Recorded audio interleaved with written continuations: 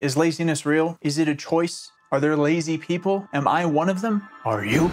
I read every habit-forming life hack book available at my local library, and spoilers, every single one of them says, skill issue. Not really. Every academic gaze into the fetid waters of procrastination has revealed the same unseemly truth. You can't just will it away. It has nothing to do with self-mastery or strength of character. If anything, it's a kind of self-flagellation for ignoring needs we often can't even identify. It's imposter syndrome, but about being human, being alive. I don't think laziness exists. We are laying bare the poverty of language when we even use the word lazy to describe both Garfield core Margaritaville states of rest and deep, inscrutable fear of engaging with the task at hand. Show me a lazy little stinker shirking their chores, and I'll show you somebody stuck in an involuntary cognitive gunk. Someone whose needs aren't being met. Except for me. I'm a lazy piece of garbage.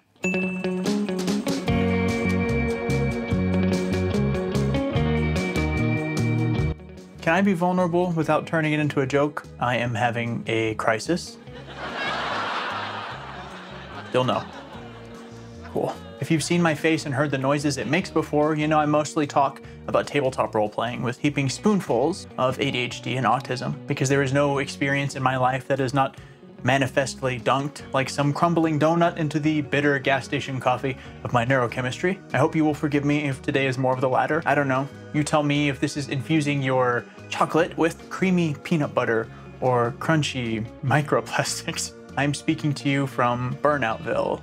They elected me mayor. I spend so much time and energy avoiding what makes me happy. I'm clutching at all these precious little ideas. Precious in the way that we look on at New Love or a children's play and we say, oh, that's precious, when what we really mean is, oh, that's temporary, assuming that the right time to be vulnerable and deliberate will have a clear signal. If it were a movie, I'd get bad news from the doctor and frantically get my shit together. Oops, I was reading the chart upside down. You don't have cancer, you have neck. You're fine. Unless Nathan Fielder's next show is about gaslighting people into thinking they have terminal illnesses for a month, I'll have to bridge that gap on my own, and I simply cannot justify it. The thought that any amount of ultra rare limited edition executive function could be spent on something that I hate is hopeless. It's the feeling that I'm just not built to do anything long-term, even and especially things I enjoy. The thing that is me mutates into something completely incompatible with whatever came right before it. But I think this is why it's so difficult for me to even imagine having a coherent style. It just doesn't translate to things like actually learning skills or building relationships that last longer than 4 rabid hangouts followed by radio silence. When I encounter something that plainly and beautifully states something that has been lodged in my soul for God knows how long, I am moved. I'm also kind of pissed off because no matter how else I try to say that thing, I feel like it's going to test positive for their thing. Like someone's going to make me pee in a cup and they'll be like, oh, you've been watching Savannah Brown videos and Bo Burnham's inside, haven't you, boy? But if I try to lean away from the things that are causing a little stir in here in an attempt to be more original, what's the point? Yeah, I smoked that shit. You can't fire me. My dad works for GameCube. He's gonna get Yoshi to murder you. And now I've been working on this thing here that you're watching for about 6 months, but certainly not making any kind of linear progress. It's like I started making an omelet in July, and now I'm standing over that same skillet and I'm putting the finishing touches on a model train that smells faintly of egg. And I mean, if this is published, it got better. There's a dash of hope in this tale, maybe a little bit more than a dash. Executive function aside, I sometimes harbor the unhelpful notion that my great big important feelings and ideas are just too profound to waste on anything less than a masterpiece. I hope that sounds as embarrassing as it is. It is the 14-year-old David Foster Wallace worshipping self-important goblin in me that somehow also manages to believe that nothing I think or feel is worth sharing. So to sum that up, I wholeheartedly believe that everything I feel is both too commonplace to be interesting and too singular to be relatable.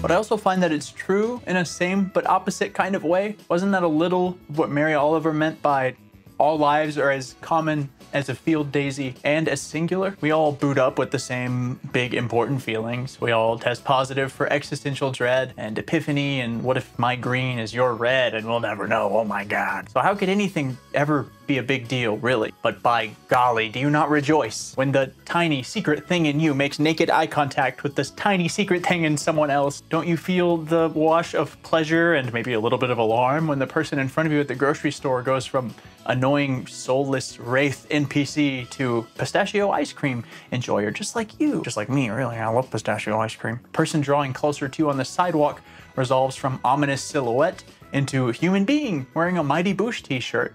And now they are a kindred soul. That's it for me. That's the catalyst. That's what gets me through it. And if you hadn't had anything to eat today, you may just say, that's just consumers. Consuming, it's meaningless. Ah! I would challenge that with this. Even if we were all in one big prison and the only choice that you got to make all day was in what order am I gonna eat this shitty food, and you cut your little cornbread in half and you made a sandwich with the beans in there, it would break my heart. When I can skim off even a little bit of that momentum, I can cruise forever, or at least talk for a long ass time. When I see a stranger having any benign private moment in public, like cutting the crust off of their sandwich or petting a stray cat, or mixing cream and sugar into their coffee and they get 2 creams and 2 sugars every time, I am in love with them. And if that choice in words alarms you, I want you to interpret it as literally as possible. A place called love. And without warning, I'm in that place. And I don't need anything from the other person. I think if you were on a deserted island and you knew it was Halloween, stay with me, so you made a costume out of seashells or whatever, it would feel like something communal, even if nobody but you saw it. It's kind of like that. It's taking part in something that extends beyond the neatly labeled containers of time and space. The word liminal has been beaten to shit within an inch of its life by people who were 11 when the Backrooms came out and now use it to describe any empty place at night. Listen, it's okay. We did it not that long ago with ludonarrative dissonance. All words are doomed to die. But I will drag it out on its unsteady legs to say that shared experience like that is a liminal space. I feel close to people in these moments, not in spite of their otherness, but because of it. We can't really ever know anything of each other's actual experience, but the tiny light seeping through the cracks of their intimate self-expression reminds me that whatever being alive is, we're sure as hell both doing it. I huff it like paint fumes and hope that they don't somehow notice and call the police. Laughter is another shortcut. I was walking across the park. Close by, but not beside me, was a lady in a big puffy jacket. There was a trash bag blowing in the wind that really genuinely brought a primordial animal fear out of both of us. The wind picked it up and sped it toward us. We saw a monster in its undulating, low-density polyethylene flaps. We screamed. She slapped at it with her umbrella. I crouched into some kind of, I don't know, a kung fu pose. Some people, when faced with the fear of death, cry out to God or Mom. That place in my brain is apparently occupied by a sincere, naive belief that my reserves of unearned protagonist powers will burst forth in my hour of need. And when the Hellspawn shadow monster turned into a mere trash bag, we laughed together.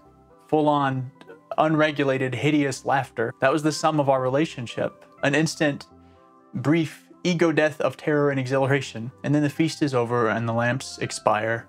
We all go back to role-playing our jaded normcore protagonists. But for an ephemeral, immortal minute, we can be in love with anyone. We see that beneath their shouted public speakerphone conversation with the flashlight on in the daytime exterior, they are pleasure-seeking, pain-avoiding little animals. They're like us.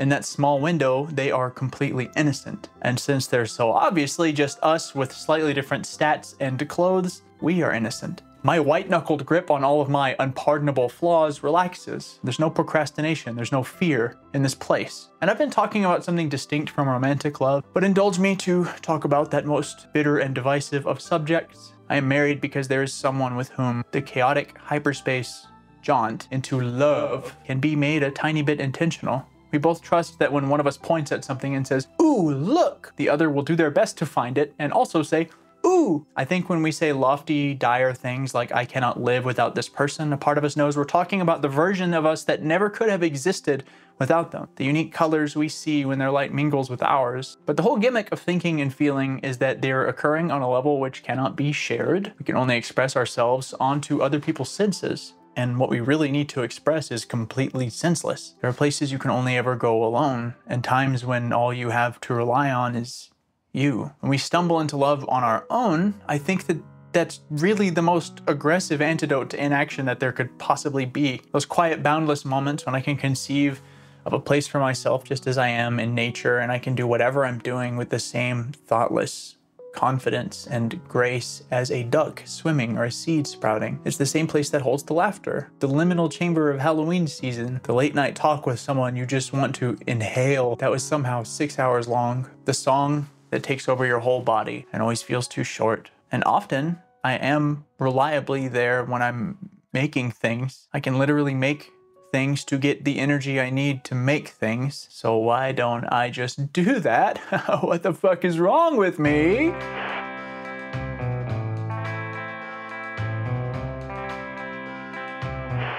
My object permanence is not super great. I have trouble visualizing things. Like, I can do it sometimes. When I do, it's at a very low resolution. It's really hard for me to imagine what the finished version of something is going to look like when I start. And also, I get really irascible if I find that something is different than how I remember it. It makes for a generally cranky relationship with memory. And it's one of those things that I wonder if it's a kit standard part of the human experience and I'm just being a weenie and I don't laugh. Or if it's a unique mutation of me, in which case I should make my way underground and dwell beneath the sewers or up in the rafters of an opera house somewhere. Probably it's autism, but I feel so desperate when I lose a thing by trying to convey it. It's why I talk so much. It's a numbers game. Hopefully I'll hit the right combination of words eventually. It's like dreams. In trying to convey a dream to someone, you lose the texture of it as their eyes glaze over and their mouth slightly parts. And in trying to carry over this foreign agriculture, this connective gossamer of context, and filter it through language that is never enough, it dissolves in your hands like a little raccoon washing his cotton candy, and it's not fair. In trying to realize this thing, the memory changes. And was it ever even there at all? I have no idea how to remember what I've forgotten, so that thing is lost to me. This also happens if somebody tells me a story that I'm in and I remember it differently. Their version takes precedence over mine, automatically. It's like they're editing the wiki of me to change the canon without my consent. I don't think that should be allowed. This has also made me not super great at religion, because I generally do not have the capacity to trust that a given internal process, as described by someone else, will lead to a stated result, also known as faith, or baking with a recipe. And I'm not great at funerals, in case you didn't know that that was also a skill, because I don't really get to start grieving until at some unknown, usually much later point, I reach for that person in my mind and in my memory, and I finally feel the weight of their absence. On the scheduled day of grieving, I'm just trapped in a stuffy church or funeral parlor with dozens of people in the full throes of their agony, weeping and gnashing of teeth, ululations, beating of chest, pulling of hair, and I'm just there. This has earned me such charming nicknames as cold, robotic, selfish, but I do grieve. I miss people when they're gone. I wake sometimes in a cold sweat with the burning awareness that they are not here anymore. And I am, and yet I still have the audacity to be bored.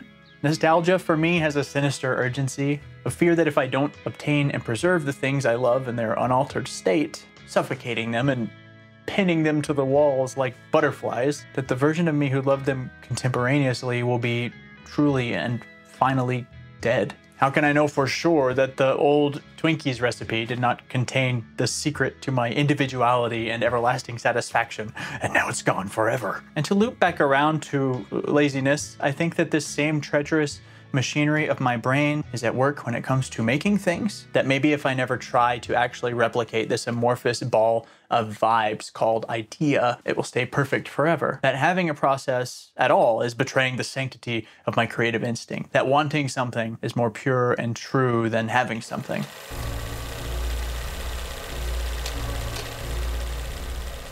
Beneath all of it is terror, shame.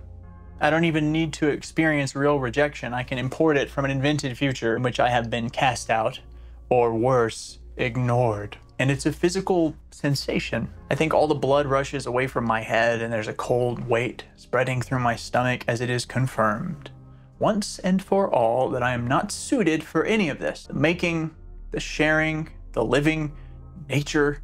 If I'm going to experience this every time I try to do anything, is there a functional difference between being frozen in dread all of the time and just being a lazy person? Is there a kind of lazy that runs so deep I just can't touch it? Here's an idea. Let's never start anything again, ever. Why enter into this process at all? Why risk the unstable alchemy that can spontaneously generate abject misery from literally nothing? Who would do this to themselves? I'm not gonna do this anymore. And all these ideas and goals and responsibilities that demand to be realized, let's just run the hell away from them as fast as we can. What is that sound? Is it the rhythmic footfalls of a predator waiting for me to catch my breath? Or is it my pounding heart sending out a triangulating signal so whatever the fuck I've got coming will know where to find me? Villains, dissemble no more. I admit the deed. I'm a real piece of shit. Burnout. There should be a better word for it. I think people write songs and poems and lengthy YouTube videos when the words they are given to convey the urgency of their joy and sadness and terror, etc., have been worn thin by popular use and must be given particular emphasis. Forced again into humiliating rest, what I'm scared of the most is accepting that I am like this, and I will continue to be like this. And there's no missing piece I can find in journaling or dieting or meditation or medications or relationship or 5 a.m. workouts that will fix this for good. I will become an irritable lump of clay, and people will need things from me that I cannot give them over and over and over. But I will also wriggle back into a vaguely person shape and stand up again. When you're sick or sleepy or hungry, it is so hard to accept that you will not always be this way. And some people do get sick and stay sick. And at some point you will eat, drink, or sleep for the last time. But every time so far I have gotten back up. And if I did not at least admit that this whole cycle usually comes back around to being functional and being me, that would be really silly. And having this contempt for the me who is not functional is obviously not helping. It's fuel, but it burns dirty. But how do you accept that? How do you tell anyone, let alone yourself, that you believe fanatically in the notion that every version of them, past, present, and future, is self-evidently beautiful and worthy of radical acceptance? How do you even handle that kind of nuclear mercy and compassion without buckling under the implications that when you accept and love yourself completely, you can't take in bitterness anymore? Not really. Pressure differential spits it out. All that fear and anger isn't pretty, but come on, I can't throw that out. I got that from my parents. It was a gift. One small joy of burnout is that you do get to a point where even the bitterness is completely depleted. It's usually the last stop, just past the certainty that joy is just a mass hallucination. What I have been fleeing, like Thompson's hound of heaven, is upon me. Walking with Anna through a parking lot, cold and miserable, chewing on my discontent, we see a fox. We devolve into children, pointing and saying, ooh, ooh, ooh, and there it is. It's everything at once. It's the trudge through the parking lot and the animal you only see on TV. It's the bite of the cold weather and the wonder of warm breath hanging in the air when you make someone laugh or pretend to smoke a cigarette. It's the bad dream when you slept, and it's the warm cat on your chest when you wake up. And I have to wonder how many foxes I've missed. I'm here. It turns out I've been here before. Tomorrow I will be lost again. My Etch-a-Sketch brain can only hold one truth at a time. The bird songs will once again be merely annoying, and the warm light of the sun will sting my watering eyes, and I'll watch this video and I'll think, what a pretentious, indulgent asshole. That was just a good mood. And for all of that, I am sorry. If I can't get back here again, if this is my last surge of joy, the last time I know my place among orchids and grackles before I devote my life to misery for some reason, or win the room temperature challenge, then I don't know.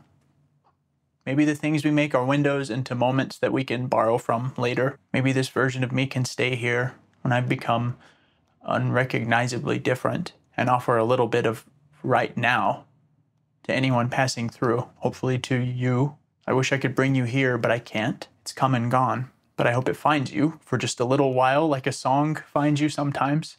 I hope it can creep through everything that seems so viciously important right now. The armor of preventative misery The litany of stories we tell to rationalize everything into discontent because only bad things are authentic and everything else is just a temporary misunderstanding. The agony of inhabiting your body like an uninvited guest. The terrifying certainty that everything we feel is just a wave and you can't make it stay. There are foxes in parking lots, pausing in amber cones of sodium light for just a moment. There are little finches hopping around with French fries bigger than their whole bodies clutched in their mouths, resplendent. There are people singing just to feel the shudder of noise in their chest because they are sure that no one can hear them and they've been waiting for this. No matter how fast and how far you run, it's on your heels, and it's only howling so that you know it's close, even as you are scared to death of embracing every rotten thing on the big stupid list of reasons why you can't have it. If you take anything away from this public display of mania,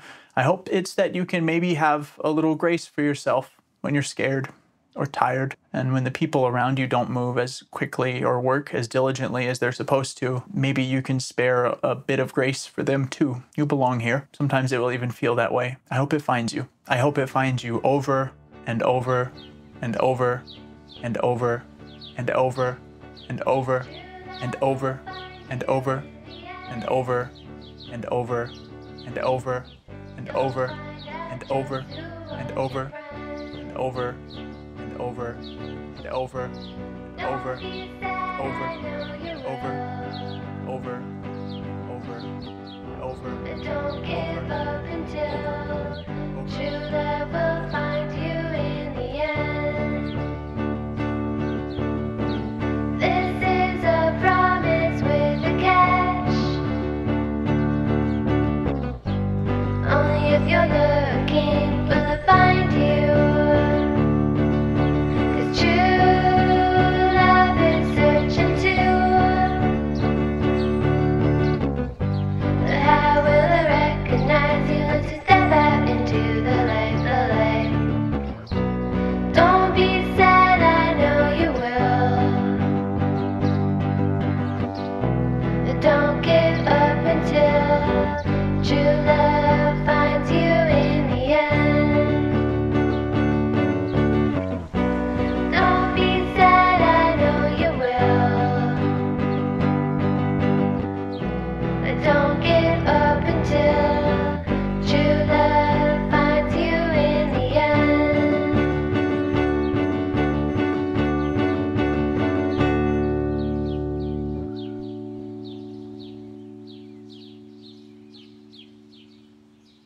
And over